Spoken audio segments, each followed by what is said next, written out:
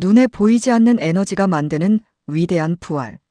눈에 보이지 않는 저 하늘의 공기와 태양빛이 어느 날 우리 눈에 보이는 단단하고 거대한 나무로 완성된다. 여러분, 정말 소름 돋지 않습니까?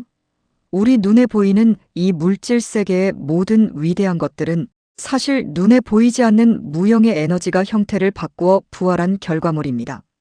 일찍이 인류 최고의 천재 알베르트 아인슈타인은 물질과 에너지의 본질을 꿰뚫어보며 이런 명언을 남겼습니다. 모든 것은 에너지다. 당신이 원하는 현실의 주파수에 주파수를 맞추면 당신은 그 현실을 얻지 못할 방법이 없다. 이것은 철학이 아니라 물리학이다.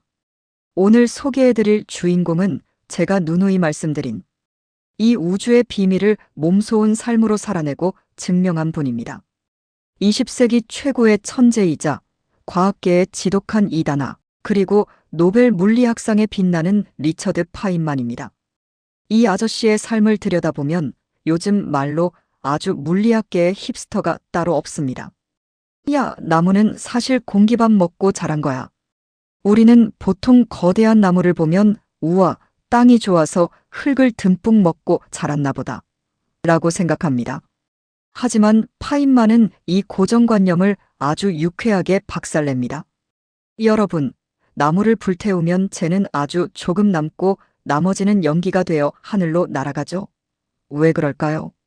나무는 애초에 눈에 보이지 않는 공기 이산화탄소로 만들어졌기 때문입니다. 나무의 진짜 정체는 눈에 보이지 않는 공기 중에 떠다니는 이산화탄소 CO2, 그리고 하늘에서 쏟아지는 태양빛이라는 우주의 에너지를 받아 탄소심한 쏙쏙 골라내 제 몸집을 키운 것입니다. 즉, 나무는 태양빛이라는 무형의 에너지를 눈에 보이는 단단한 물질로 묶어둔 덩어리입니다. 우리가 캠핑 가서 장작불을 피울 때 나오는 그 따뜻한 온기와 타오르는 불빛은 사실 수십 년 동안 나무가 꽁꽁 저장해 두었던 과거의 태양빛이 다시 해방되어 세상으로 순환하는 과정인 것이죠. 보이지 않는 에너지가 보이는 물질이 되고 그 물질이 다시 에너지가 되어 순환한다. 이 얼마나 아름다운 부활의 법칙입니까? 물리학자의 부업은 봉고 드럼 연주와 금고 털기. 이 리처드 파인만이라는 분은 IQ가 120대였다고 하는데 아인슈타인 이후 최고의 천재로 꼽힙니다. 1965년에 노벨 물리학상까지 받으셨죠. 그런데 이 양반의 행보가 아주 꼴 때립니다. 요즘 젊은이들 표현으로 은은하게 미친 자의 매력이 철철 넘칩니다. 노벨상? 귀찮으니까 안 받을래요. 노벨상 수상자로 선정되었다고 전화가 오니까 상 받으면 유명해져서 내 연구 방해되니까 귀찮다라며 거절하려고 도망 다녔습니다. 주변에서 하도 말려서 겨우 받으러 갔죠. 연구소 최고의 금고 터리범 미국 핵폭탄 개발 프로젝트 맨해튼 프로젝트에 참여했을 때는 연구소 보안이 너무 허술하다며 심심풀이로 국가기밀이 든 동료 과학자들의 금고를 다 따고 다녔습니다. 그리고 금고 안에 메롱, 내가 다녀감하고 쪽지를 남겨서 보안 요원들을 기절초풍하게 만들었습니다. 삼바의 여인과 물리학자 대학 교수 직함을 달고 브라질에 가서는 길거리에서 삼바 축제 음악에 맞춰 봉고 드럼을 신나게 두들기며 놀았습니다. 이 아저씨는 격식, 권위, 꼰대 마인드를 끔찍이도 싫어했습니다. 어려운 학술 용어 뒤에 숨어서 잘난 척하는 교수들을 향해 사이다를 날리며 아무리 복잡한 양자역학도 유치원생이 이해할 수 있게 쉬운 비유로 설명해줬습니다. 그래서 별명이 위대한 설명가 그레이트 EXPLAIN이었습니다. 보이지 않는 부모의 의식이 보이는 아이를 만든다. 제가 이 파인만 아저씨 이야기를 왜 이렇게 신나서 하느냐? 이분의 삶의 철학이 제가 늘 강조하는 가치가 먼저고 에너지는 순환한다는 메시지와 소름 끼치도록 똑같기 때문입니다. 눈에 보이지 않는 공기와 태양빛이 단단한 나무를 만들어내듯 우리 눈에 보이지 않는 부모의 의식, 에너지, 부모의 말 한마디, 부모의 무의식적인 태도가 결국 눈에 보이는 아이의 인생이라는 거대한 나무를 만들어내는 것입니다. 많은 젊은 부모들이 눈에 보이는 스펙, 영어, 유치원, 선행, 학습이라는 흙을 억지로 먹이려고 난리를 칩니다. 하지만 진짜 아이를 자라게 하는 건 눈에 보이지 않는 부모의 고결한 의식과 평온한 사랑이라는 태양빛입니다. 영국의 대문호 오스카 와일드는 아이를 키우는 본질에 대해 이렇게 말했습니다.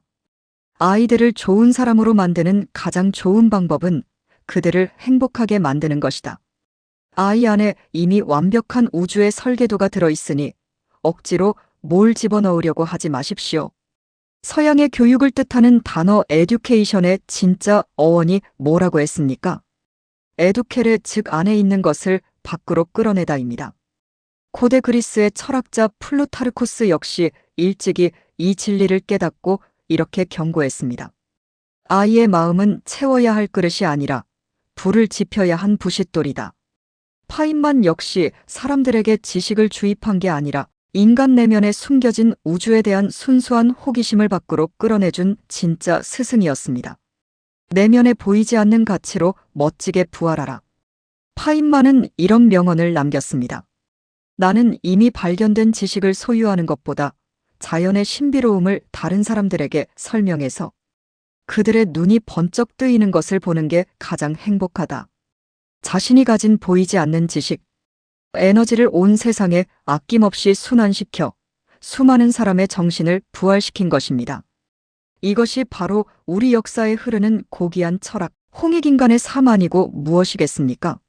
세상을 널리 이롭게 하는 가치를 창조하는 것이 나에게도 가장 풍요로운 삶이다. 경영학의 거장 피터 드러커는 가치 창조의 본질을 이렇게 요약했습니다. 최고의 풍요는 자신이 가진 재능과 가치를 세상에 흘려보내 타인의 삶을 변화시키는 데서 온다. 나무처럼 그리고 파인만처럼 살아갑시다. 세상이 말하는 이기적인 패러다임이나 돈만 쫓는 물질주의에 흔들리지 마십시오.